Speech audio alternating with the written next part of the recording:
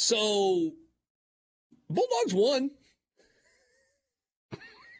Hey, Dad, I listened to, I was blowing leaves, was running some errands yesterday, and so I listened to a little bit of Thunder and Lightning post-game and your things that are true, and I feel like, I felt like if it hadn't already been recorded, if it was live, I should have called you and be like, hey, you know State won, right? Well, I mean, the post-game show, I can't control that. I just take people's comments, I just go along with the flow. The podcast itself, though, I mean, there was a lot to say. I really felt like I was watching a more high-scoring version of 3-2. Two bad football teams going at it, and just somebody had to win, so somebody did. Yeah. Take me through it. And now, full disclosure, I did my best to watch all of this game. I was not able to watch all of this game because I was subject to spotty internet on an airplane that was coming and going and kind of bouncing around. And so I did the best I could. And then last night before I went to bed, I watched the condensed highlights of it. Can I give you one observation and then you go wherever you want to? Sure. If I were Mike Leach, which clearly I'm not, I would have more time in which Ra Thomas, Tulu Griffin, and Mr. Duckwalk are on the field all at the same time. Well, we can't have that because Ra Thomas and Tulu Griffin play the same position. It's like, what are we talking about here? Yeah, I know. That's not doable. I hear you. I know. It's not doable. I know. So I would have Justin Robinson in that group too, but who knows? 4-receiver set then maybe. I mean, I'm just saying. It's 24-3, and you're feeling like, okay, this game is going according to script. State's going to blow them out. If you watch the first quarter, especially, Robbie Ashford wanted no part of any contact. He was running out of bounds. He was sliding early. He was trying to be careful to the point where I thought maybe they told him don't take any chances because we don't have anybody behind you. I was like, if that's the case, it's going to be tough for them to win. But then they just got confidence. State was able to give them confidence because, A, their offense went to a stop, and, B, they kept turning it over. Special teams mistake, just an ugly game. I guess we'll get more into it when we come back. Robbie Ashford for Auburn was 7 of 22 for 75 yards through the air. Auburn had 256 yards on the ground and 4 rushing touchdowns, 2 of which belonged to Robbie Ashford. Mississippi State had 18 carries on the stat sheet, although that's not entirely accurate in terms of actual running plays in the game, for a total of 13 yards on the ground. I got a stat. But the game did end on a rushing touchdown. I got a stat. You want it? Yes. So against Arkansas, State's probably best offensive game of the year. They had 568 total yards in that game and 40 points. Okay. State's running backs carried the ball 36 times in that game, right? In the 3 games since, State's running backs have carried the ball 38 times combined. Isn't that all predicated on look? Okay, what I will say to that, and I've seen people saying that. Here we go. It's been driving me crazy. If your offense is so fragile that one guy moving into the box means we can't run the ball at all, then you've got a bad offense. Yeah. Well, the reason why I was asking the Mullen question and Moorhead, Mullen and Moorhead would run 7-8 guys in the box. No, we're running the ball. And you had guys who could do it. But this offense, one guy moves up into the box, and they're like, we got to throw here. And it's not like you're throwing it downfield. You're still throwing it within 3 yards of the line of scrimmage. So that guy is still there to make the tackle. Yeah. Hey, Dad, you want another stat? Eventually, yeah, go ahead. Since you always like to compare and contrast between two schools when we're talking about anything, Mississippi State had 375 yards of total offense against Auburn. Mm-hmm. Ole Miss had 448 on the ground. Yeah. Jeez. Yeah. What is going on with this offense? Nothing. Why? It's the same. It's the same. It's regressed. Rodgers has regressed. I mean, Rodgers right now isn't going to get near last year's numbers at all. He's not going to be anywhere close to him at the rate he's going. Why? Not why he specifically. Why has this offense gone backwards? What's different? Well, I don't know, because the first, 5-6 games of the year, it looked like it was moving in the right direction. Rodgers was putting up great numbers, and the running backs were week in and week out getting the ball and running the ball and being effective. And then Kentucky seems to have provided a blueprint that Mississippi State cannot adjust from. That for whatever reason, Mississippi State cannot overcome. And now they've completely basically given up on running the football. I mean, if you look at Saturday's game, Mississippi State, like you said, 18 carries for 13 yards, right? That includes Will Rogers getting sacked 5 times. Also includes there was a bad snap on a punt. So George Georgopoulos is credited for a carry for negative 11 yards, right? But Marks carried the ball 7 times for 45 yards. That's 6.5 a carry. Mm-hmm. State had 24 straight passes from while leading the game 24-3 to 24-19. They had 24 straight pass plays. State had 40 plays in this game that were first downs, right? Either they got a first down or this is the start of the possession, right? 40 plays. 2 of them, they end up spiking the ball, late in the game or whatever. Of the other 36 plays, 32 of them were passes. They don't run the ball on first down. This offense has gone back to what it was doing 2 years ago. They don't run the football, despite the fact that they were incredibly successful at running the football the first 5-6 weeks of the season, and that's what made everything else work, I think. But now that they're not doing it anymore, they've just given up on it, and the results are what you see last night, or I'm sorry, 2 nights ago, where they just keep stalling out for this. They stalled out for basically almost 2 full quarters,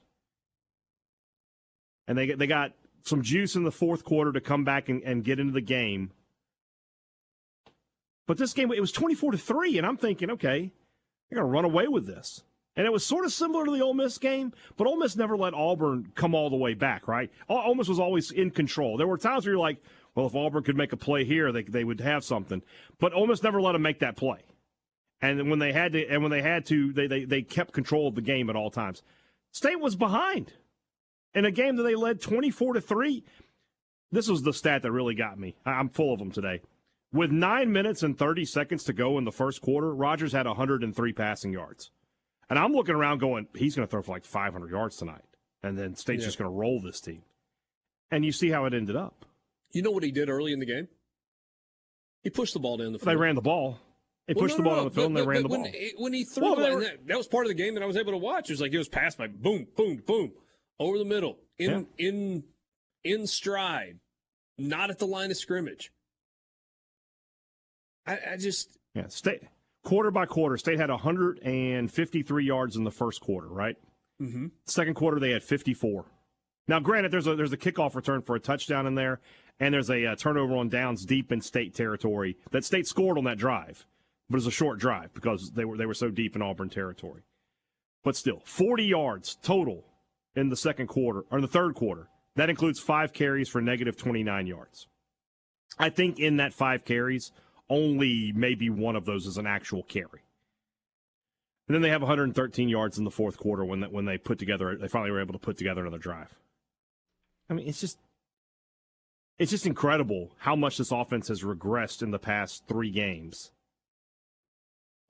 Where they went from looking like, okay, they figured out the formula, right? They're able to run the football. Rodgers is effective passing, and now they can't do anything on the ground. And when I say they can't do anything, it feels like they won't do anything on the ground. Yeah, and the comment I made on the podcast yesterday, is if Leach is the head coach, at some point, if it's we're checking into runs and this is what Rodgers sees, at some point Leach has to just tell Rodgers, we're going to run the ball here. And I don't care if they put the whole team on the line of scrimmage. You're going to run the ball or I'm going to take you out of the game. Because we have to continue to at least look like we want to run the football. Well, and as I'm watching the highlights, and these are obviously, again, just highlights and snapshots, and so it doesn't give you an exact look. But the idea that there are 7 in the box and therefore you can't run it is about the dumbest explanation I've ever heard. So your 7 in the box just a moment ago was 4 down linemen for Auburn and 3 linebackers who were set across at 7 yards deep. You can run against that formation. Mm-hmm. Mm-hmm. It's been going on for like 120 years. You can run against it. I feel like this is wasted energy, though, because when over the last 20 years have you seen the desire to do that? That's what's painful right now. I mean, and then defensively, I mean, I know State gives up a lot of yards there on the ground, but most of it's second half when the offense cannot stay on the field. The defense is doing everything they can. I felt like the defense played pretty well. They did a pretty good job, even though they gave up 33 points. Look, Auburn started 4 drives inside MSU territory at the 35 or closer. They started 3 drives in the MSU red zone. 2 things. One, again, Mississippi State did win the game. There's that. Mm-hmm. They're 6 wins, bowl eligible. Georgia, still on East schedule. Tennessee State, on schedule. For 8 wins, still on schedule. I mean, it's, I guess, still a possibility, but come on. Come on, man. Really? I mean, I'm not going to I won't predict the State to win, but I'm not going to sit here and act like Ole Miss is some unbeatable juggernaut. No, I didn't. State plays the way they played last Saturday night? No chance. State plays the way they played against A&M or Arkansas? Yeah, they could beat Ole Miss. Okay. The thing that I was thinking, I hear what you're saying on, okay, so Will Rogers goes to the line and he sees something. It's like, okay, based on the concepts of our offense, what I'm seeing right now, this is what we're supposed to do. And so you're like, mm-hmm. Mike Leach needs to say, you either run the ball or I'm going to bench you. I got a problem with that, though, because Will Rogers is not like some rogue guy who's like, we are not running the football. He's doing what he has been coached to do. He is seeing what he has been coached to see and to look for and therefore to check into at the line of scrimmage. I think the blame on Will Rogers for they ran it or they threw it 24 times, I think that's misplaced. Well, then I said on the podcast, it's either Leach or Rogers. I don't care which one you blame, but you got to blame one of them. Well, Mike Leach is the one that has coached Will Rogers into what he wants him to see in that offense. We'll talk more about that when we. So there are a couple of things that have made the rounds on the interwebs after Mississippi State's game. One is the video of Mike Leach in the folding chairs. Hey, Dad, would you care to speak to this? He basically said that he thought the guys on the bench were not doing a good job of staying in the game and not doing a good job of supporting their teammates. So he went and took their chairs and folded them up and said, "You're not sitting. Got no hands and no chairs." Did anybody replace the chairs? Not that I'm aware of. My guess is, the average football player, if the head coach did that, you're just like, I'm not going over there. Maybe if he played the best receivers, they wouldn't be sitting down on the sideline. Well, you're just asking too much. All right, and then we get to a post game, and he pulled out one of the greatest hits. Let's hear from Mike Leach post game. Play the classics. I'll get in trouble for this, I'm certain, but where instead of playing hard and getting a first down and getting a play, then you want to sit behind a shade tree, eat a fish sandwich, and drink a lemonade with your fat little girlfriend. And that's what we're shooting for way too often, I thought. When can we relax, making judgments on plays?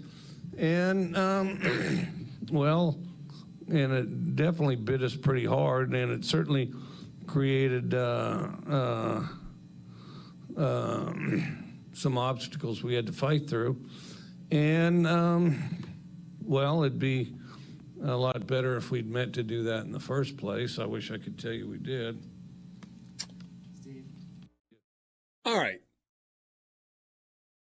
There's some probably that say, Richard, it's not really your place to have a take here. You're not a Mississippi State guy, but you know what? I don't care. I get to have an opinion. So here's my opinion. We got dinosaur arms. We're scared of the opponent. Instead of focusing, we'd rather go sit under a tree and eat a fish sandwich and drink a lemonade with our fat little girlfriends. I think I got that right. At some point, who in the heck's fault is that? I get that after the game, it's real fun to blame all the players. But at some point, when you're making $5.5 million a year and your football team doesn't do things well during the course of a game, like, I don't know, catch the football or be engaged or feel like they can win going into a game, it's not their fault. It's your fault.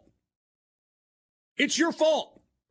And Mike Leach would rather sit in front of a microphone and make comments about being scared of the opponent's jersey, or his receivers have got dinosaur arms or fat little girlfriends, than answer an actual football question and explain why he's doing some of the things that he's doing, because he does not like to be challenged on football things. And so he'll divert and divert and divert and divert and divert. And then people forget what they were asking in the first place. And the national media goes, ha, ha, ha, ha, fat little girlfriends from Mike Leach again. And he doesn't once again get challenged, and he doesn't have to answer why he doesn't actually run the football in the Southeastern Conference. He doesn't have to answer why his guys are not progressing in terms of catching footballs. He doesn't have to actually answer on why they're not engaged in a game or losing focus in a game, because he'll make little off-the-mark, off-the-wall deal. I'm sorry. At some point, stop making excuses and shifting the blame on everyone but yourself. That's all I got. I mean, the buck stops with the head coach, with the guy who makes the big money. I don't think there's any getting around that. Yeah, but it doesn't. And but it doesn't. Hey, Dad, no, just ask. He'll tell you. He'll tell you about Bigfoot. I mean, I get it. I get what you're saying. Well, nah, he's been sick. I mean, the man had the flu. Come on, let's as someone who suffers from those kind of coughing 5 attacks. Years. Well, I'm just saying. He sounded like me up there when I get sick. It is annoying, and it is, it's frustrating. But the more frustrating to me is what's happening on the field. I could care less about what Leach says off the field about what's happening on the field. I'd just rather him fix what's happening on the field. So you're not allowed to ask why that is, though. Well, that being said, I mean, you got Georgia, you're going to lose. You got East Tennessee State, you're going to win. You're going to go to the Egg Bowl. If you said Brian put money on it, my money would go on the Rebels. Then you play 7-5. You go to a bowl game that nobody really wants to go to. You got no excitement in your football program, and you coach for your job next year. C-Spire text